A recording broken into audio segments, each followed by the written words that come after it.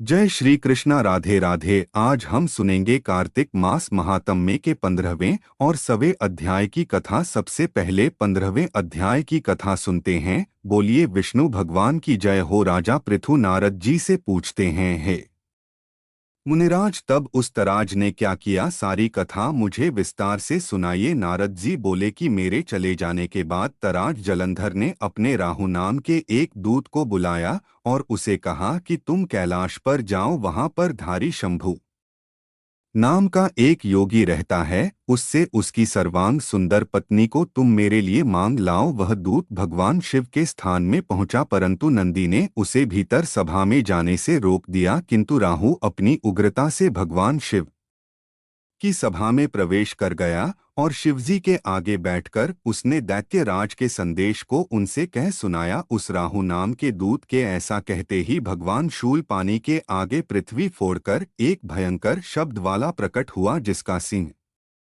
के समान मुख था। वह नरसिंह ही राहु को खाने चला। राहु बड़े जोर से भागा, परंतु उस पुरुष ने उसे पकड़ लिया। तब उसने शिवजी की शरण ली और अपनी रक्षा मांगी। तब शिवजी ने उस पुरुष से राहु को छोड़ देने को कहा, पर वह कहने लगा कि मुझे तो बड़ी जोर की भूख लगी है, अगर इसे छोड़ दूंगा तो मैं क्या खाऊंगा? तब महेश्वर बोले कि यदि तुम्हें भूख लगी है तो तुम शीघ्र ही अपने हाथ और पैरों के मांस को भक्षण कर लो। तब उसने वैसा ही किया। जब उसका केवल सिर शेष रह गया, तब उसका ऐसा कृत्य देखकर भगवान शिव उस पर प्रसन्न हो गए और उसे अपना आज्ञा पालक जानकर अपना परम प्रिय गण बना लिया। उस दिन से वह शिव जी के द्वार पर सकीर्ति मुख नाम का गण होकर रहने लगा। यहाँ पर 15वें अध्याय की कथा समाप्त होती है। अब सुनते हैं कार्तिक मास महात्म्य के 6वें अध्याय की कथा। बोलिए विष्णु भगवान की जय हो। राजा पृथु नारद जी से कहते हैं, हे नारद जी, यह तो आपने भगवान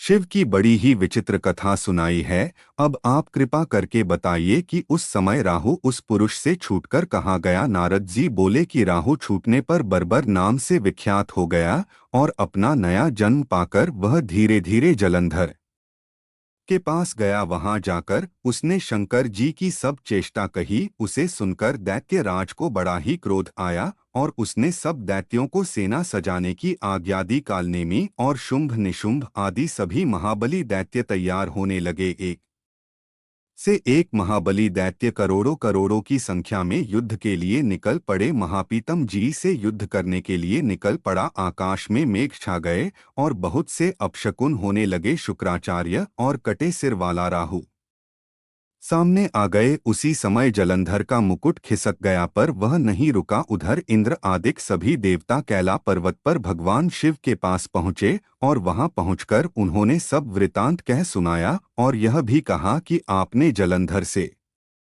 युद्ध करने के लिए भगवान विष्णु को भेजा था, लेकिन वे तो उसके वशवर्ती हो गए हैं और भगवान विष्णु जी अब लक्ष्मी जी सहित जलंधर के अधीन होकर उन्हीं के घर में निवास करते हैं। अब तो देवताओं को भी वही रहना पड़ता है और अब वह बलि सागर पुत्र आपसे युद्ध करने के लिए आ रहा है। अतः आप उसे मारकर हम सबकी रक्षा कीजिए। यह सुनकर शंकर जी ने विष्णु जी को बुलाया और पूछा, हे ऋषिकेश, युद्ध में आपने जलंधर का संहार क्यों नहीं किया और वैकुंठ छोड़कर आप उसके घर में क्यों रहने लगे? यह सुनकर विष्णु जी ने हाथ जोड़ लिए और नम्रता से भगवान शिव से कहा कि उसे आपका अंशी और लक्ष्मी का भाई होने के कारण ही मैंने नहीं मारा है। यह बड़ा वीर और देवताओं से अजय है। इसी पर मुग्ध होकर मैं उसके घर में निवास करने लगा हूँ। विष्णु जी के इन वचनों को सुनकर शंकर जी हंस पड़े और उन्होंने कहा, हे विष्णु जी, यह आप क्या कह रहे हैं? मैं उस दैत्य जलंधर को डोट अवश्य ही मारूंगा और अब आप सभी देवता जलंधर को मेरे द्वारा ही मरा जानकर अपने अपने स्थानों को जाइए। जब शंकर जी ने ऐसा कहा तब सभी देवता संदेह रहित होकर अपने अपने स्थानों को चले गए। इसी समय पराक्रमी जलंधर अपनी विशाल सेना के साथ कैलाश पर्वत के समीप आ गया और ला पर्वत पर गोर सिंह नाद करने लगा। दैत्यों की नाद और कोलाहल को सुनकर शिवजी के नंदी आदि गणों को उसे युद्ध करने की आज्ञा प्रदान की। कैलाश के समीप भीषण युद्ध होने लगा। दैत्य अनेकों प्रकार के अस्त्र और शस्त्रों की वर्षा करने लगे। भेरी मृदंग शंख और वीरों और हाथी घोड़ों और रथों के शब्दों से पृथ्वी शाब्दिक हो गई और कांपने लगी। युद्ध में कटकर मरे हुए हाथी घोड़े और पैदल का तो पसा लग गया। रक्त मांस का कीचड़ उत्पन्न हो गया। दैत्यों के आचार्य शुक्र जी अपनी मृत संजीवनी विद्या से सब दैत्यों को जलाते रहे। यह देखकर भगवान शिव के गण व्याकुल हो गए और उनके पास जाकर उन्होंने सारा वृतांत कह सुनाया। उसे सुनकर तो बन भगवान रुद्र के क्रोध की सीमा नहीं रही। फिर तो उस समय उनके मुख से एक बड़ी भयंकर कृत्या उत्पन्न हुई। उस कृत्या की दो दो जंघई ताल वृक्ष समान थी। वह युद्ध भूमि में जाकर सब असुरों का च्यवन करने लगी और फिर वह शुक्राचार्य जी के पास पहुंची और शीघ्र ही उन्हें अपनी योनि में गुप्त कर लिया। फिर वह स्वयं भी अंतर्ध्यान हो गई। शुक्राचार्य जी के गुप्त हो जाने से दैत्यों का मुख मलिन पड़ गया और वे सभी युद्ध भूमि छोड़कर भागने लगे। इस पर शुंभ निशुंभ और कालनेमी आदि सेनापतियों ने अपने भागते हुए वीरों को रोका। शिवजी की नंदी आदि गणों ने भी, जिसमें कि गणेश और स्वामी कार्तिकेय भी थे, दैत्य से भीषण युद्ध करना आरंभ कर दिया। यहाँ पर सवे अध्याय की कथा समाप्त होती है। बोलिए विष्णु भगवान की जय हो। अब मैं आपको श्री राम कथा सुनाती हूँ। बोलिए श्री रामचंद्र की जय हो। सीता माता की जय हो। लक्ष्मण भैया की जय हो। भगवान श्री राम लक्ष्मण और सीता जी पिता दशरथ जी की आज्ञा से वनवास को चले। रास्ते में सारे तीर्थ गंगा जमुना गोमती में अर्पण किया। वन में फल फूल और कंद मूल खाकर जीवन यापन करते थे। कार्तिक माह की एक कम को राम जी की आज्ञा से लक्ष्मण जी कंदमूल तोड़क लाए और सीता जी के आगे रख दिए। सीता जी ने उनकी चार पत्तलें बनाई। लक्ष्मण जी ने पूछा कि माता जी आपने चार पत्तल किस लिए बनाई हैं? तो सीता जी बोली कि एक पत्तल राम जी की, एक पत्तल लक्ष्मण जी की, एक पत्तल गौ माता की और एक पत्तल मेरी यानी सीता जी की। राम जी और लक्ष्मण जी ने तो अपनी अपनी पत्तलें उठा ली, एक पत्तल गौ माता के आगे रख दी, लेकिन सीता जी ने अपनी पत्तल नहीं उठाई और ना ही गौ माता ने खाना शुरू किया। तो राम जी ने सीता जी से पूछा कि सीता जी आपने फलहार क्यों नहीं किया? तब सीता जी बोली कि हे राम जी, मेरा तो राम कथा कहने का नियम है। राम कथा कहने से पहले फलाहार नहीं करूंगी। तब राम जी बोले कि आप अपनी राम कथा मुझे सुना दो। तो सीता जी बोली कि आप तो हमारे पति देव हो, आपको राम कथा कैसे सुनाऊं? तब लक्ष्मण जी बोले माता जी राम कथा तब आप मुझे सुना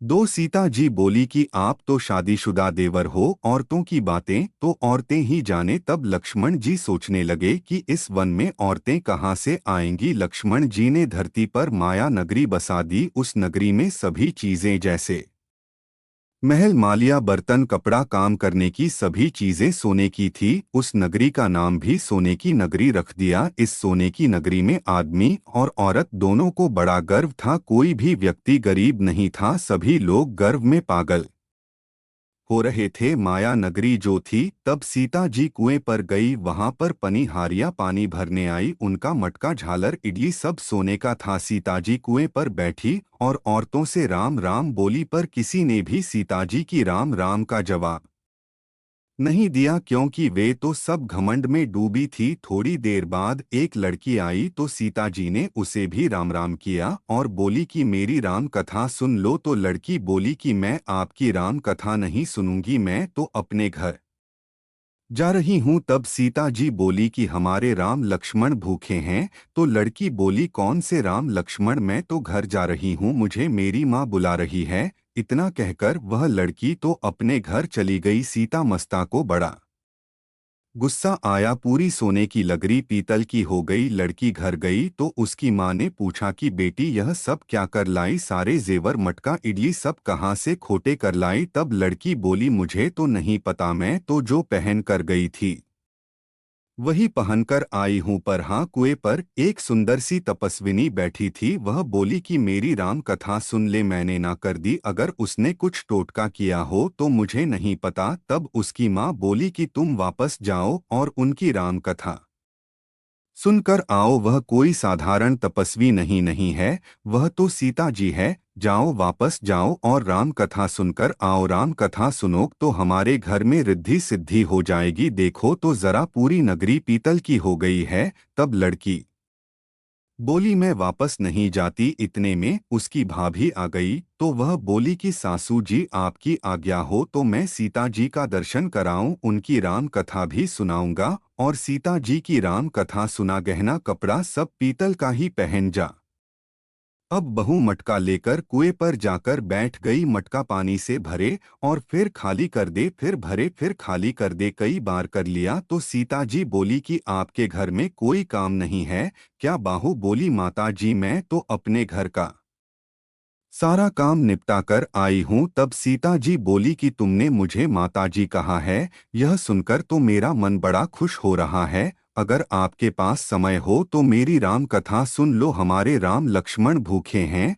तो वह बोली, हाँ माता जी, आप अपनी राम कथा सुनाओ, आपकी राम कथा सुनकर ही मैं घर जाऊंगी। तो सीता माता राम कथा सुनाने लगी। चंदन चौकी मोतियों का हार, राम कथा हमारे गले का हार। राम ध्या राम मनाऊं, राम कहे तो परदेश जाऊं। सीता जी बोली कि तुमने हमारी इज्जत रखी है, भगवान तुम्हारी इज्जत रखेंगे। तुमने मृत्यु लोक में हमारी सहायता की, भगवान तुम्हारी स्वर्ग लोक में सहायता करेंगे। अब सीता जी राम कथा कहती रही और बहू राम कथा सुनने लगी। आओ राम बैठो।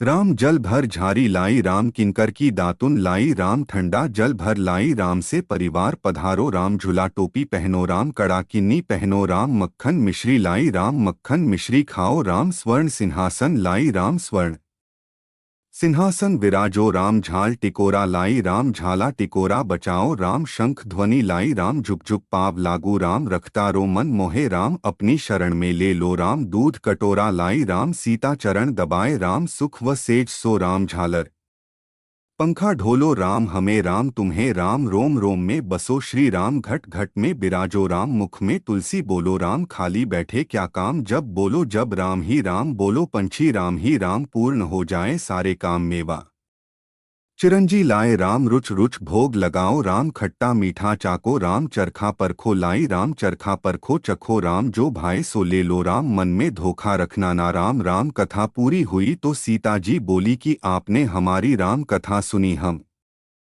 सहायता थी आपने हमारे भूख के। राम लक्ष्मण जी को भोजन करवाया, भगवान आपको सातों स्वर्ग का सुख देगा। अब सीता माता का आशीर्वाद लेकर बहू अपने घर जाने लगी तो सीता जी ने अपने गले का हार उतार कर बहू को पहना दिया। बहू अपने घर सासू जी से बोली कि मेरा मटका सिर से उतारो। तो सासू जी बोली, है बेटी, यह हीरे पन्ने के गहने कपड़े और मटका सिर का झालर इडली सब हीरे से झिलमिला रही है, यह सारी तो कहाँ से लाएगी राजा जी? सुनेंगे तो दंड देंगे। तो बहू बोली कि माता जी मैं तो सीता जी से उनकी राम कथा सुनकर आई हूँ, उन्हीं की कृपा से यह सब हुआ है। तो सास बोली, ठीक है, अब तुम रोज राम कथा सुनाया करो। अब बहू रोज सीता जी के पास जाती और राम कथा सुनती। सुनते सुनते पूरा साल हो गया। तब बहू बोली, माता जी अब आप कहानी का उद्यापन बताओ। तो सीता माता बोली कि 7 लड्डू, 1 नारियल लेना, उनके साथ भाग करना। 1 भाग मंदिर में चढ़ाना, मंदिर बनाने जितना फल मिलेगा। 1 भाग तालाब में चढ़ाने से तालाब खुदवाने जितना फल मिलेगा। 1 भाग भागवत पर चढ़ाना, भागवत सुनने का फल मिलेगा। 1 भाग तुलसी पर चढ़ाने से तुलसी की शादी करने जितना फल मिलेगा। 1 भाग कुंवारी कन्या को देने से कन्यादान करने का फल मिलेगा। 1 भाग ब्राह्मण को देने से ब्राह्मण जिमाने का फल मिलेगा। 1 भाग सूर्य भगवान को चढ़ाना तो 33 करोड़ देवी देवताओं को भोग लगाने का फल मिल जाएगा। अब बहू जल्दी जल्दी घर गई। 7 लड्डू, 1 नारियल लाई, 7 बराबर भाग किए। 1 भाग मंदिर में, 1 तालाब में, 1 भागवत पर, 1 तुलसी में, 1 कन्या को और 1 ब्राह्मण को और 1 सूर्य भगवान को चढ़ाया। सूरज भगवान को चढ़ाते ही 33 कोटि देवी देवताओं ने भोग लगा लिया। बहू फिर सीता जी के पास गई और बोली, माता जी मैंने तो व्रत का उद्यापन कर दिया। तो सीता जी बोली, अच्छा बहू, अब बैठ जा, 7 दिन बाद वैकुंठ से विमान आएगा। तो 7 दिन बाद वैकुंठ से विमान आया, रिमझिम रिमझिम करता हुआ। बह बोली, सासू जी विमान आया है, आप भी चलो। तो सास बोलिए, बहू मैं अकेली कैसे जाऊं, अपने ससुर को भी ले ले, माँ बाप को भी ले ले, भाई बंधु कुटुंब कबीले को ले ले, पड़ोसी पड़ोसी को ले ले। तब बहू ने सबको विमान में बैठा लिया। विमान फिर भी खाली रहा। इतने में उसकी ननंद आ गई, जिसने कहानी नहीं सुनी थी। बोले, भाभी जी मुझे भी विमान में बिठा लो। तो सीता माता बोली कि विमान में जगह ही नहीं है। तो बहू सीता माता जी से प्रार्थना करने लगी कि हे माता जी, हमारी ननंद रानी को भी बैठा। तो सीता जी बोली कि आपकी ननंद घमंड से भरी हुई है और हमारा विमान है कच्चे धागे का, यह टूट जाएगा। तो ननंद बोली, भाभी जी मैं अकेली यहाँ रहूंगी तो मुझे सांप बिच्छू खा जाएंगे। तो उसकी भाभी बोली कि आपकी करनी अब आप ही भोगो, हम तो अपनी करनी से सीता माता के साथ जा रहे हैं। इतने में बहू अपने पति के साथ विमान में बैठ गई। यह सब देखकर तो नगर के सभी लोग इकट्ठे हो गए और पूछने लगे कि आपने ऐसा कौन सा धर्म का कार्य किया जो सीता जी के साथ विमान में बैठकर आप वैकुंठ जा रही हो। आपने रामायण का पाठ किया या गीता का पाठ किया या और कोई पुण्य किया जिससे कि स्वर्ग से विमान लेने आया है। तब बहू बोली कि मैंने तो केवल सीता माता के मुख से राम कथा सुनी है, उसको उद्यापन किया है। तो उस नगर के सब लोग कहने लगे कि हमें भी राम कथा सुनाओ। तो बहू सबको फिर राम कथा सुनाने लगी। आओ राम बैठो, राम जल भर जारी लाई, राम किंकर की दातुन लाई, राम ठंडा जल भर लाई, राम से परिवार पधारो, राम झुग टोपी पहनो, राम कड़ा किंकली पहनो, राम मक्खन मिश्री लाई, राम मक्खन मिश्री खाओ, राम स्वर्ण सिंहासन लाई, राम स्वर्ण सिंहासन विराजो, राम झाल टकोला लाई, राम झालर टिकोरा बजाऊं, राम शंख ध्वनि लाई, राम जुग जुग पाव लागू, राम निर्तारो मन मोहे, राम चरण में अपनी ले लो, राम दूध कटोरा लाई, राम सीता चरण दबाए, राम सुख व सेज सो, राम झालर पंखा ढोलो, राम हमें राम तुम्हें, राम रोम रोम में बसो, श्री राम घट घट में बिराजो, राम मुख में तुलसी बोलो, राम खाली बैठे क्या काम, जब बोलो जब राम ही राम बोलो, पंछी राम ही राम पूर्ण हो जाए सारे काम, मेवा चिरंजी लाई, राम रुच रुच भोग लगाओ, राम खट्टा मीठा चखो, राम चरखा परखो लाई, राम चरखा परखो चखो, राम जो भाए सो ले लो, राम मन में धोखा रखना ना, राम। तो बहू ने सबको राम कथा सुना दी। राम कथा पूरी होते ही पूरी नगरी सोने की हो गई। बहू बोली कि जो कोई भी राम कथा रोज कहेगा उसे भी वही फल मिलेगा जो मुझे मिला है।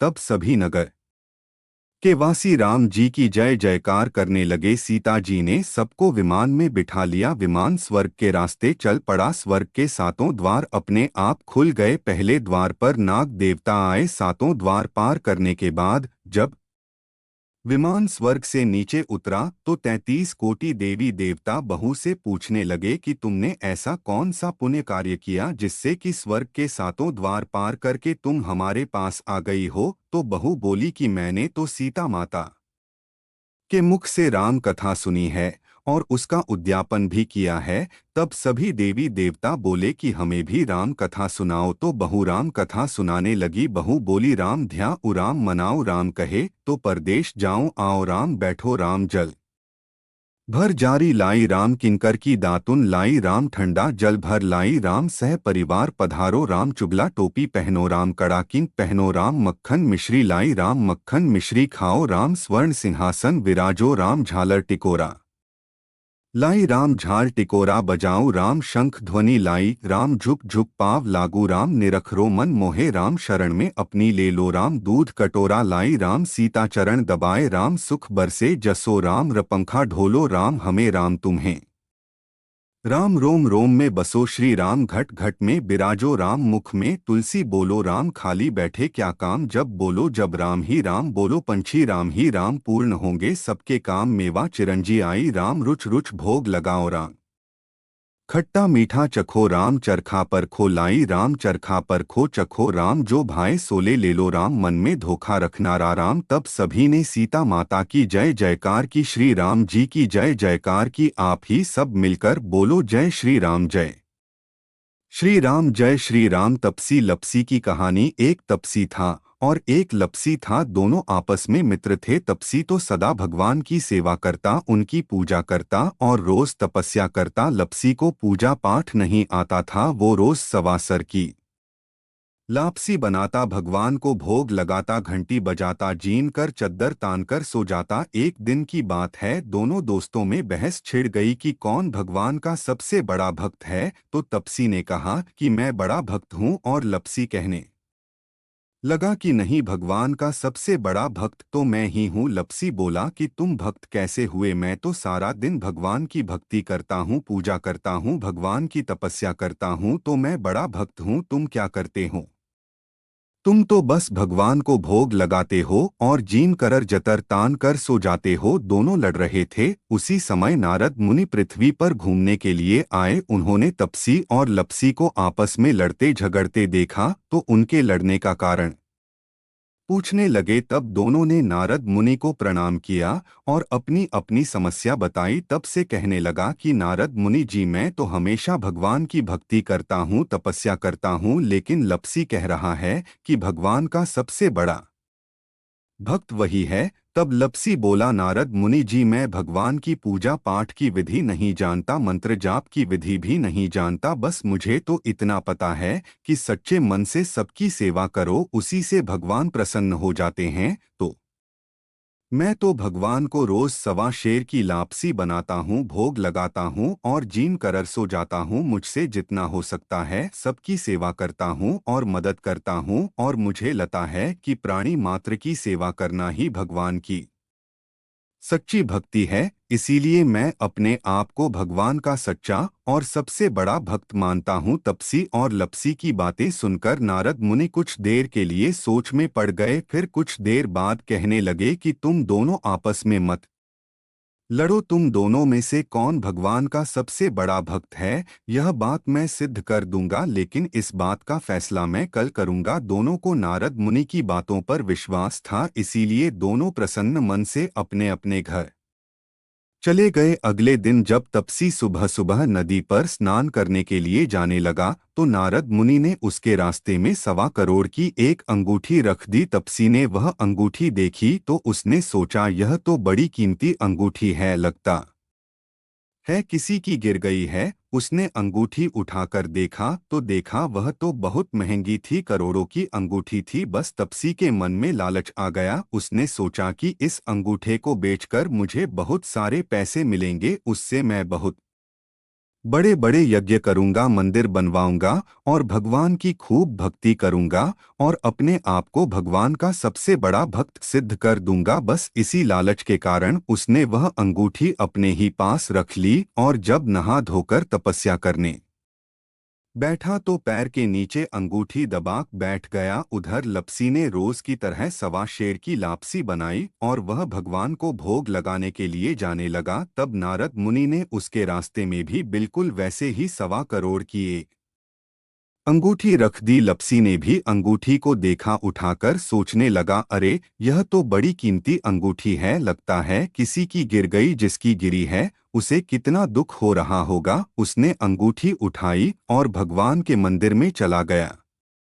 मंदिर में जाकर उसने भगवान को लापसी का भोग लगाया और उसके बाद वह अंगूठी भगवान के ही चरणों में रख दी। उसने सोचा कि जिसकी भी अंगूठी गिरी होगी वह भगवान से प्रार्थना करने के लिए मंदिर में तो जरूर आएगा, तो उसे अपनी अंगूठी यहीं पर मिल जाएगी। और ऐसा करने के बाद भगवान को भोग लगाकर लापसी झमक वो तो चद्दर तानकर सो गया। शाम हुई तो तपसी लपसी फिर से मिले। तभी वहां पर नारद जी आ गए तो दोनों नारद जी से पूछने लगे, कहिए नारद जी, हम दोनों में से भगवान का सबसे बड़ा भक्त कौन है? तब नारद जी बोले कि तुम दोनों में से सबसे बड़ा भगवान का भक्त तो लपसी है। तो तपसी तो चिढ़ गया, बोला, नारद जी जी आप ऐसा किस आधार पर कह रहे हैं? तब नारद जी ने कहा कि सुबह मैंने तुम दोनों के रास्ते में करोड़ों करोड़ों की अंगूठी रखी थी। तब नारद जी ने कहा कि तुमने लालच किया, तुमने वह अंगूठी उठाकर रख ली, इसी कारण तुम्हारी तपस्या भंग हो गई है। और लपसी ने लालच नहीं किया। उसने वह अंगूठी भगवान के चरणों में चढ़ा दी, इस विचार के साथ कि जिसकी अंगूठी होगी वह यहाँ से उठाकर ले जाएगा। इसी कारण लपसी ही भगवान का सबसे बड़ा भक्त है। अब तो तपसी को अपनी भूल पर बहुत पछतावा हुआ। वो तो नारद जी के पैरों में गिर गया और जोर जोर से रोने लगा और कहने लगा, हे भगवान, मुझ पर दया करो, मुझसे गलती हो गई। अब आप बताओ मेरी तपस्या का फल मुझे कैसे मिलेगा। तब नारद जी को उस पर दया आ गई और वह कहने लगे कि जो सारी कहानी कहकर तेरी कहानी नहीं कहेगा उसकी तपस्या का सारा फल तुझे मिल जाएगा। जो ब्राह्मण जिमा कर दक्षिणा नहीं देगा, जो साड़ी ब्लाउज देकर दक्षिणा नहीं देगा, तो उसकी तपस्या का, उसके पूजा पाठ का सारा फल तुझे मिल जाएगा। जो अपने घर में गाय कुत्ते की रोटी नहीं बनाएगा तो उसके पूजा पाठ का सारा फल तुझे मिल जाएगा। दीपक जलाकर हाथ नहीं जोड़ेगा, दीपक से दीपक जलाए तो उसकी तपस्या का सारा फल तुझे मिल जाएगा। और इतना कहकर नारद जी वहां से अंतर्ध्यान हो गए। इसीलिए हर कथा कहानी के साथ तपसी लपसी की कहानी कही जाती है, वरना किसी भी कथा कहानी का फल नहीं मिलता। बोलिए तपसी लपसी की जय हो। कार्तिक महीने के मंगलवार की कहानी। बोलिए बजरंग बली भगवान की जय हो। बहुत समय पहले की बात है, किसी गांव में एक साहूकार रहती थी। साहूकार हनुमान जी की भक्त थी, रोज हनुमान जी की पूजा करती, रोज मंदिर में जाती और मंदिर जाते समय चूरमा की पिंडी और एक रोटी ले जाती और जाकर भगवान का भोग लगाती। कहती, कांधे सोटो लाल लंगोटो, हनुमान जी खायो चूर में और रोटो मैंने तुम्हें दिया, जवानी में तुम मुझे देना, बुढ़ापे में पूजा पाठ करके घर आ जाती। एक दिन बहू सास से कहने लगी कि सासू जी तुम चूरमा और रोटी लेकर कहाँ जाती हो। तो सासू जी कहने लगी कि मैं तो हनुमान जी के मंदिर में जाती हूँ। तो बहू बोली, मुझे तो नहीं लगता कि आप मंदिर में जाती हो। सास को बहुत बुरा लगा, लेकिन वह कुछ नहीं बोली, जाकर सो गई। अगले दिन जब मंदिर जाने लगी तो बहू ने फिर टोक दिया। तो सासू ने सोचा कि मैं जाऊंगी तो घर में लड़ाई झगड़ा होगा, तो सासू मंदिर नहीं गई और जाकर कमरे में लेट गई, सो गई। इस तरह करते करते 4-5 दिन निकल गए। जब तक साहूकानी भगवान को भोग नहीं लगा देती थी तब तक खुद भी कुछ नहीं खाती थी। तो इस तरह से 4-5 दिन हो गए साहूकानी को कुछ भी खाए हुए। अब हनुमान जी ने सोचा कि साहूकानी को अगर कुछ हो गया तो मुझे दोष लगेगा। तब हनुमान जी साहूकानी के सपने में आए और बोले कि साहूकारनी भूख क्यों पड़ी है, कुछ खाती पीती क्यों नहीं। तो साहूकानी कहने लगी कि हनुमान जी, मेरा तो आपको भोग लगाने का नियम है, जब तक आपको भोग नहीं लगा देती मैं तो कुछ खाती पीती नहीं हूँ। और मेरी बहू मुझ पर दोष लगाती है कि मैं आपके मंदिर में नहीं जाती बल्कि कहीं और जाती हो, इसीलिए मैं नहीं आई। तो हनुमान जी कहने लगी, चल उठ और उठकर खा पी ले, मैंने तेरे लिए चूरमा की पिंडी और एक रोटी रखी है। वह बोली कि आज तो आपने रख दी, कल को डोट कौन रखेगा। तो हनुमान जी कहने लगे कि तू चिंता मत कर, मैं तुझे रोज देकर जाया करूंगा। तूने मुझे जवानी में दिया है, मैं तुझे बुढ़ापे में दूंगा। और इतना कहकर हनुमान जी अंतर्ध्यान हो गए। अब साहूकानी उठी, उसने देखा कमरे में चूरमा की पिंडी और एक रोटी रखी है। उसने हनुमान जी को बारंबार धन्यवाद किया और चूरमा रोटी खा ली। अब हनुमान जी रोज साहूकानी को चूरमा रोटी देके जाने लगे। साहूकानी कमरे में ही बैठी बैठी हनुमान जी की पूजा कर लेती और जब हनुमान जी उसे खाना दे जाते तो खा पीकर अपना सो जाती। उधर बहू पर हनुमान जी का क्रोध हो गया और बहू के पति का काम छूट गया, बच्चे बीमार हो गए। हनुमान जी उससे नाराज हो गए। एक दिन बहू सोचने लगी कि इतने दिन हो गए सासू माँ कमरे से बाहर ही नहीं निकलती, जाकर देखो कहीं कुछ हो तो नहीं गया। इतने दिन हो गए खाया ना पिया, कहीं मरमरा तो नहीं गई। वो गई कमरे में, उसने कमरा खोल के देखा तो साहकानी के तो खूब मजे हो रहे हैं, खूब मोटी हो रही है। हनुमान जी तो उसे चूर मरो देखे जाते थे। उसने तो सोचा था दुबली पतली हो गई होगी, बुरे हाल हो रहे होंगे, लेकिन वह तो खूब मोटी हो रही है। उसने कहा, सासू जी आप क्या खाती हो आप तो 7-8 दिन से बाहर ही नहीं निकली। तो वह कहने लगी कि मुझे तो हनुमान जी मीठी मीठी चूरमा रोटी देके जाते हैं, वही मैं खाती हूँ। अब तो बहू सासू जी के पैरों में पड़ गई और बोले कि हम तो तुम्हारे ही भाग का खाते थे, अब तो हमारे घर में कुछ भी नहीं रहा, बच्चे भी बीमार हो गए हैं, अब आप ही संभालो इस घर को। जब बहू ने क्षमा मांगी तो साहूकाणी रोज फिर से चूरमा रोटी लेकर हनुमान जी के मंदिर में जाने लगी, पूजा पाठ करने लगी। और ऐसा करने से बहू पर भी हनुमान जी का क्रोध शांत हो गया। उसका घर जैसा पहले था वैसा ही हो गया, बच्चे भी ठीक हो गए, उसके पति का भी दूसरा काम लग गया है। हनुमान जी जैसे आप साह काने पर टूटे हो वैसे ही सब पर टूटना, सब पर कृपा करना, सबकी मनोकामना पूरी करना। बोलिए बजरंग बली भगवान की जय हो। तुलसी महारानी नमो नमो, हरि की पटरानी नमो नमो, तुलसी महारानी नमो नमो, हर की पटरानी नमो नमो। धन तुलसी पूर्ण तप कीनो शालीग्राम बनी पटरानी नमो नमो, तुलसी महारानी नमो नमो, हरि की पटरानी नमो नमो। जाके पत्र मंजरी कोमल, श्रीपति कमल चरण लपटा नहीं नमो नमो, तुलसी महारानी नमो नमो, हरि की पटरानी नमो नमो। कौन से महीने में ईरा तुलसा, कौन से महीने में हुई हरियाली नमो नमो, तुलसी महारानी नमो नमो, हरि की पटरानी नमो नमो। कौन से महीने में हुई तेरी पूजा, कौन से महीने में हुई पटरानी नमो नमो, तुलसी महारानी नमो नमो, तुलसी महारानी नमो नमो। आषाढ़ मास में बोई रानी तुलसा, सावन मास में हुई हरियाली नमो नमो, तुलसी महारानी नमो नमो, हरि की पटरानी नमो नमो। कार्तिक मास में हुई तेरी पूजा, मंग सिर मास में हुई पटरानी नमो नमो, तुलसी महारानी नमो नमो, हर की पटरानी नमो नमो। धूप दीप नवद्य आरती पुष्पन की वर्षा बरसानी नमो नमो, तुलसी महारानी नमो नमो, तुलसी महारानी नमो नमो। छपन भोग छस व्यंजन बिन तुलसी हरि एक न मानी नमो नमो, तुलसी महारानी नमो नमो, हरि की पटरानी नमो नमो। जो कोई तुलसी जी को सवेरे गाए, श्री कृष्ण के दर्शन पाए नमो नमो, तुलसी महारानी नमो नमो, हरि की पटरानी नमो नमो। जो कोई तुलसी जी को दोपहर को गाए, खीर खांड के भोग लगाए नमो नमो, तुलसी महारानी नमो नमो, हरि की पटरानी नमो नमो। जो कोई तुलसी जी को साँ को गाए, श्री कृष्ण जी की आरती उतारे नमो नमो, तुलसी महारानी नमो नमो, हरि की पटरानी नमो नमो। जो कोई तुलसी जी को रात को गाए, श्री कृष्ण के चरण दबाए नमो नमो, तुलसी महारानी नमो नमो, हरि की पटरानी नमो नमो। सभी सखी मैया तेरो यश गावे, भक्ति दान दीजो महारानी नमो नमो, तुलसी महारानी नमो नमो, तुलसी महारानी नमो नमो, हरि की पटरानी नमो नमो, तुलसी महारानी नमो नमो। बोलिए तुलसी माता की जय हो।